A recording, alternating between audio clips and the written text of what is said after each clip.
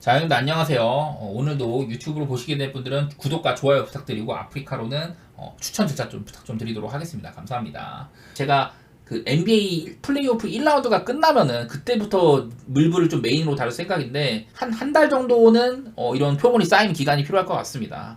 자, 일단 들어가 보도록 할게요. 뉴올리언스 대 보스턴. 자, 맞대결 상으로는 뉴올리언스가 보스턴한테 굉장히 안 좋았다고 합니다. 이렇게나.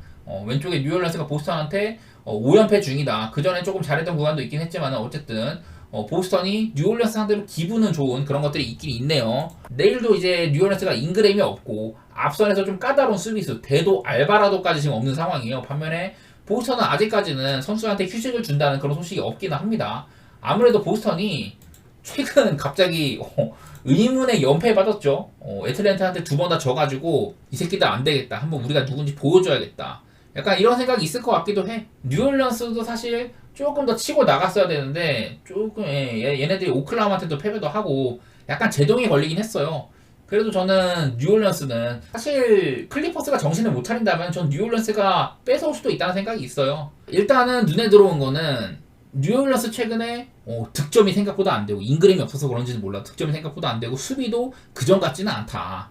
왜냐면 원래 넬레이팅상으로 4등에 해당하는 그 정도 수준의 팀이었는데 최근에는 뉴올리언스가 약간 수치상으로 내려왔고 좀 그러니까 뉴올리언스를 끌어내릴 팀이 없어갖고 아직도 3위인 거지 좀 전반적으로 안 좋아졌습니다. 반면 보스턴은 후반기 넬레이팅 전체 1위 18.2에서 16.1까지 떨어지긴 했는데 그래도 충분히 보스턴은 강하죠. 최근 6경기 동안 보스턴이 연장도 몇 번 갔고 오버게임도 많이 해가지고 득점이나 실점 같은 것들 특히 실점 면에서 실점 내용이 좋지가 않다. 야투 허용이나 3점 허용 같은 부분들 좀 높이 올라가 있어요. 그래서 보스턴이 실점을 많이 한다는 점 이런 것들이 있기는 한데 자, 잉그램이 없는 동안 뉴올리언스의 경기력 자체는 크게 변화가 없었다. 다만 득실상으로 실점은 오히려 줄어들었고 3점가량 줄어들었고 득점은 4점가량 떨어졌다. 말 그대로 조금 더 언더 쪽으로 7점가량 갔다는 거거든요. 안 그래도 원래 잉그램이 있을 때도 뉴올리언스가 오버팀이 아니었는데 최근 그 잉그램이 없을 때 뉴올리언스가 언더 뜨는 모습도 많이 있어갖고 저는 개인적으로 이 경기는 언더 생각하고 있긴 하네요. 뉴올리언스도 지금 후반기 보면은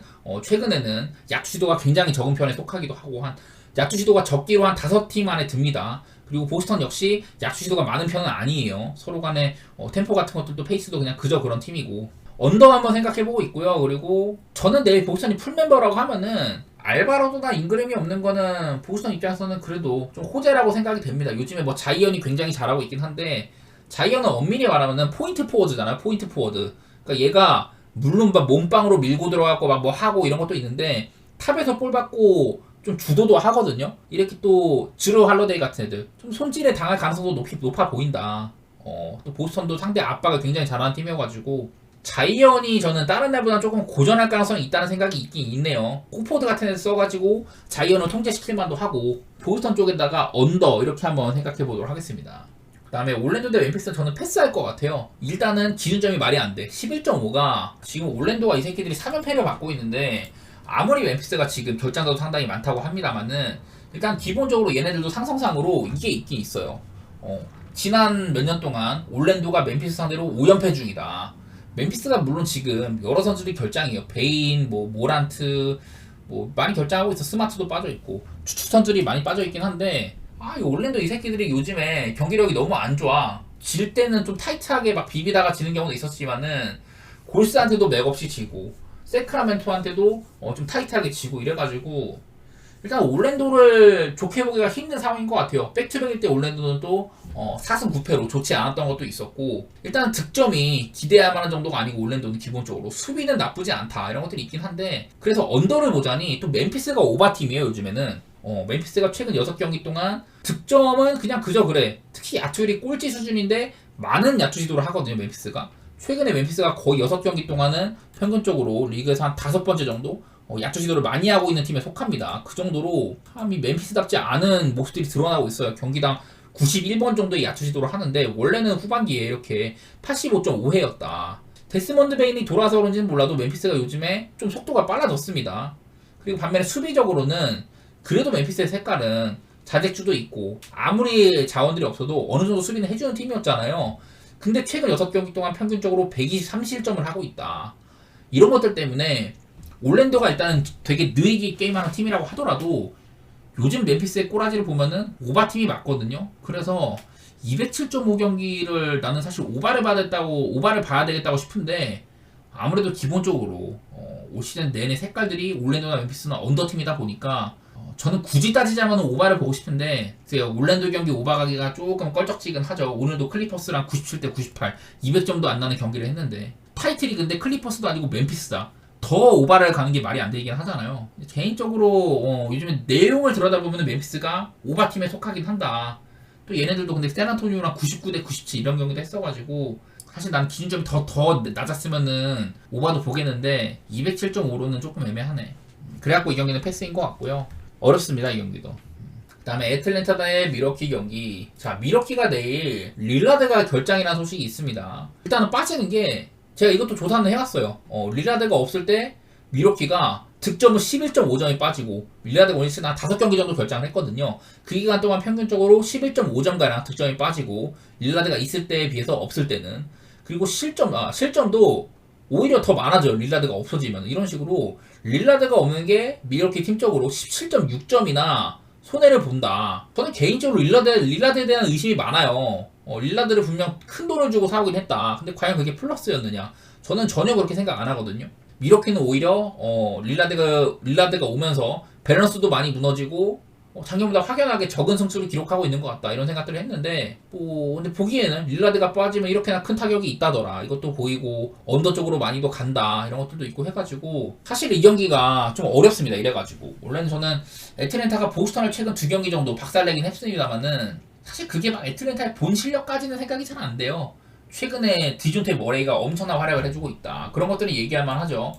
디존테 머레이 한번 보여드리면은 머레이가 이제 좀 최근 11경기 정도 거의 뭐 40분가량 이렇게 뛰고 있는데 38분 정도로 뛰면서 득점이 29.2점, 야투로 47.1%, 3점슛 40.5% 이 정도로 그냥 어마어마한 활약해주고 있는 거 맞습니다.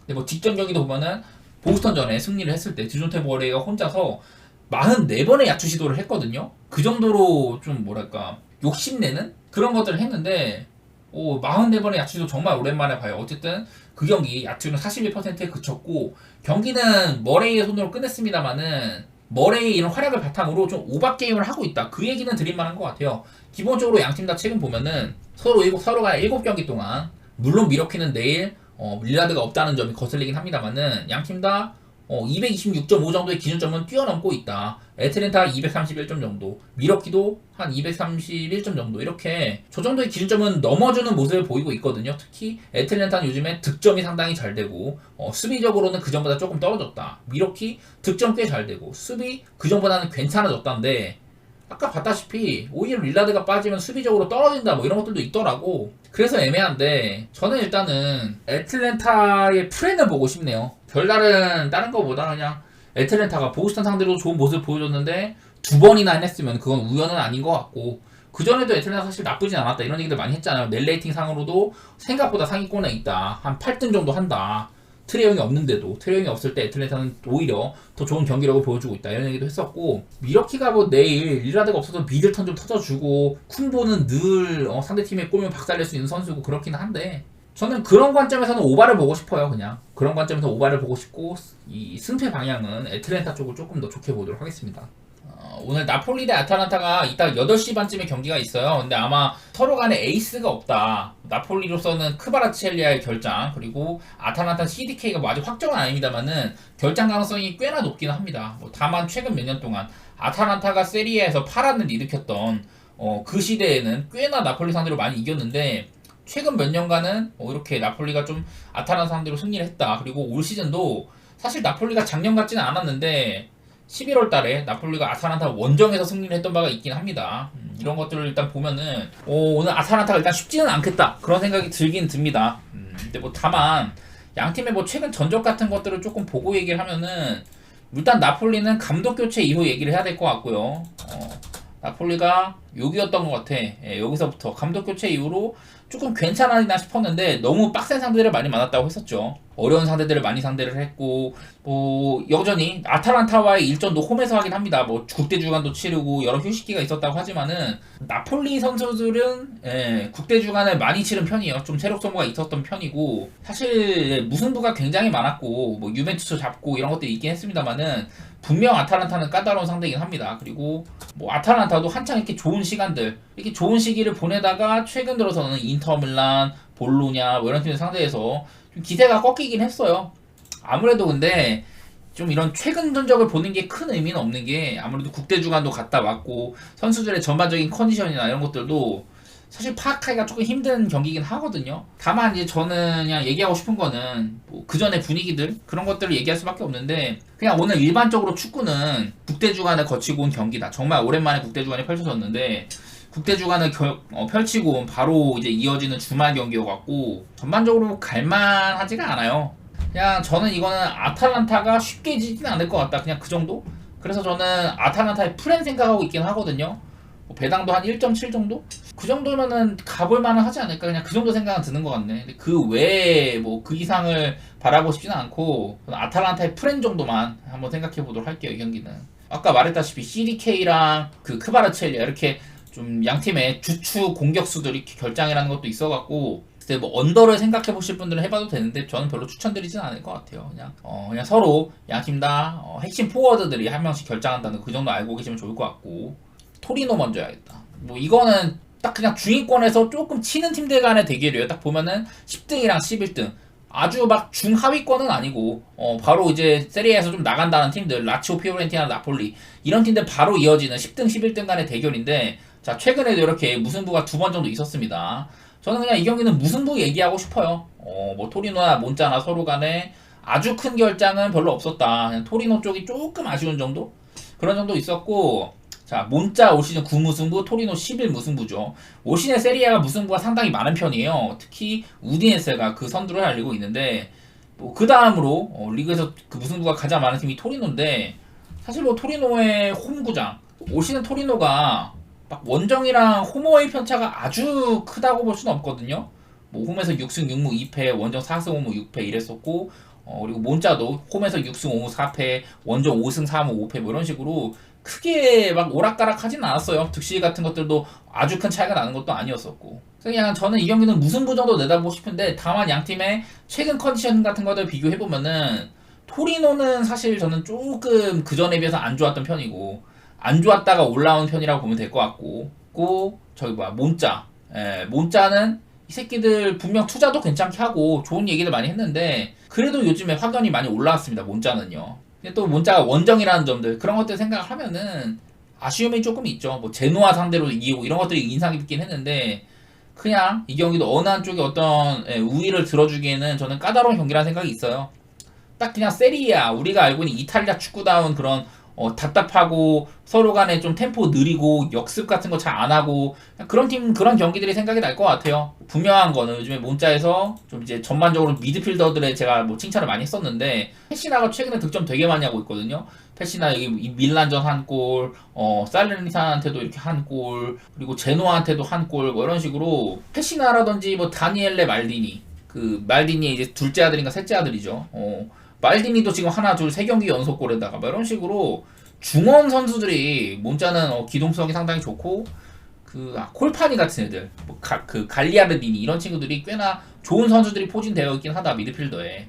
그리고 아까 봤다시피 토리노는 중원의 핵심, 일리치 같은 애들 지금 결장으로 못 나올 수도 있다는 점 이런 것들 생각해 보시면은 몬자가 아주 원정이라지만 토리노 원정에서 엄청 막 딸리는 경기를 하지는 않을 것 같다. 그 정도 얘기밖에 할 게 없고. 자 그리고 제노아 대 프로시노네인데 제노아가 사실 멤버가 괜찮아요. 국대 주간에서 이탈리아 대표팀으로 뽑혔었던 레테기가 그 베네수엘라전인가 평가전에서 2골 아주 훌륭한 결정을 보여주고 그리고 거의 전 유럽이 주목하는 그런 공격수입니다. 이 친구도 구두 윈드손 하여튼 아이슬란드 산인데 해트트릭도 했었죠. 카자흐스탄이었나 하여튼 해트트릭하고 우크라이나와 일전에서도 굉장히 좋은 활약도 하고 지금 확실히 툴이 많은 선수예요. 그냥 단순히 아이슬란드 공격수다. 그냥 조금 체격 좋고 그 정도 하겠지. 그게 아니라 여러 가지 툴이 생각보다 많은 선수더라고요. 그래서 올 시즌 제노아 이런 투톱들이 상당히 주목을 많이 받고 있는데 제노아가 일단은 좀 단단한 팀에 속해요. 올 시즌은 잘 지탱해주던 핵심 수비수가 빠졌다곤 합니다만은 그래도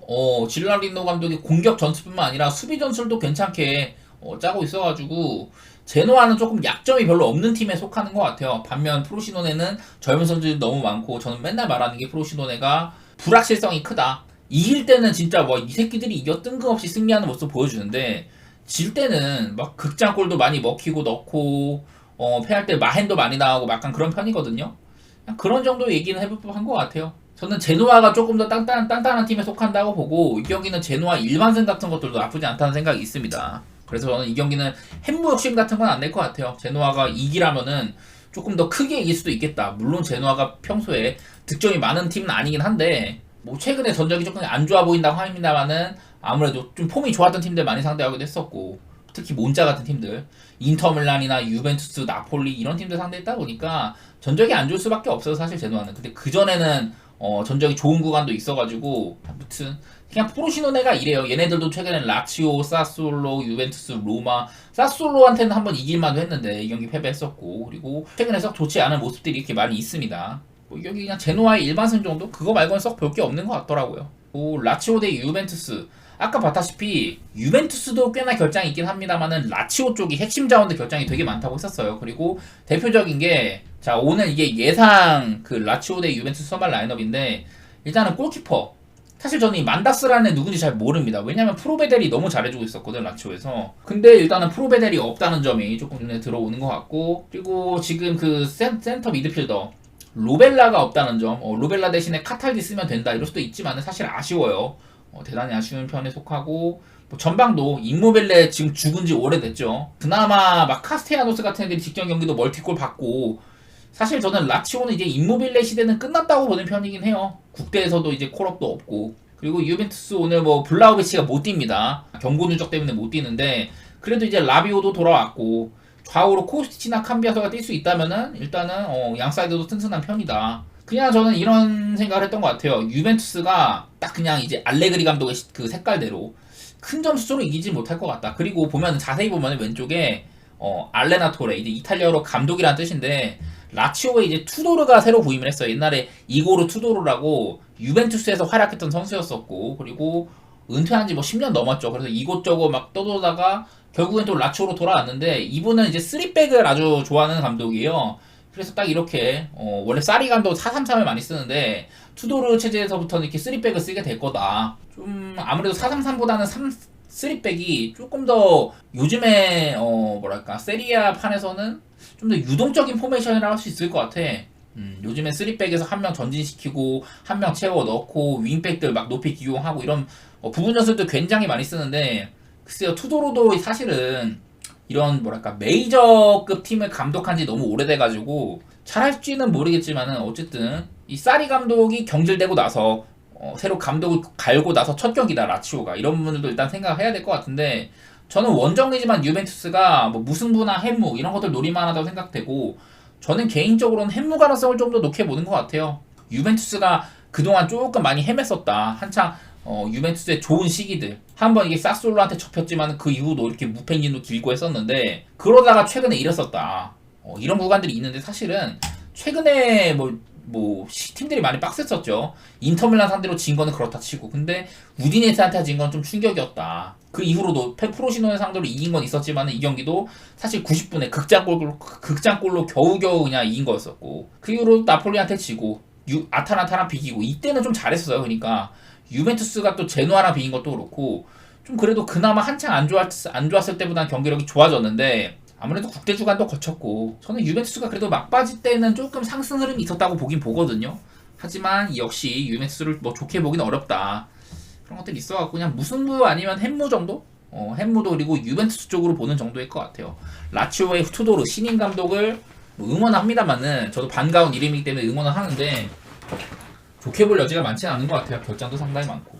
그 정도 말씀드리고 그리고 마지막으로 얘기하고 싶은 거는 이제 바이에른 뮌헨 돌문인데 일단은 이제 대여 클라시커 미네네 홈에서 돌문이랑 경기를 한다. 이 양 팀의 이런 어떤 무게감들 그런 거에 비해서는 생각보다 최근에 미네이 많이 이겼습니다. 보면은 최근 7전 중에 6승이고요. 그 전에도 보면은 하나 둘 셋 넷 총 최근 맞대결 11번 중에 미네이 10승 1무입니다. 10승 1무. 아무래도 돌문이 예전에 비해서는 전력이 많이 좀 다운그레이드가 됐고 지금 순위도 4등밖에 안 되죠.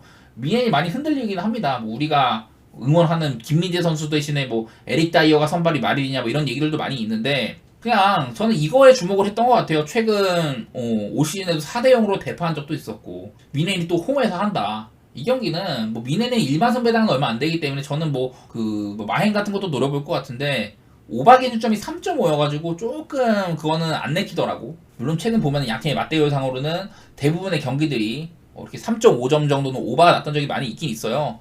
그래서 오바를 볼만도 하겠다 그런 생각이 들긴 하는데 미넨의 마헨 쪽으로 좀 그렇게 접근할 것 같고 오바 가실 분들은 가셔도 될 것 같아요.